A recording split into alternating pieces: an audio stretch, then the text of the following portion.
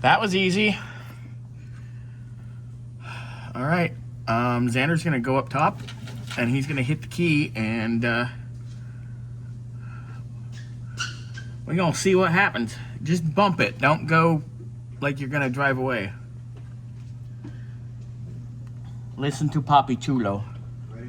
Yeah. Go ahead, do it again. Okay.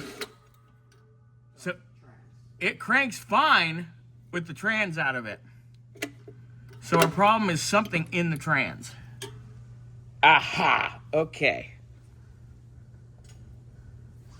Oh, wow. All right. Interesting.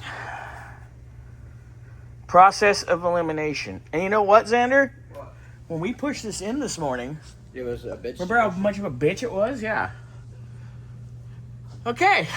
So something in the transmission is our drag, because that thing cranked like a mofo. All right, so let's get everything cleaned up down here. And maybe with the trans out, we can maybe try to light it and at least have it running. And that'd be some progress, yeah? Yeah. Yeah. All right, so that's where we're at. We got to dig into our trans. I was going to make a joke, but I'm not going to go there.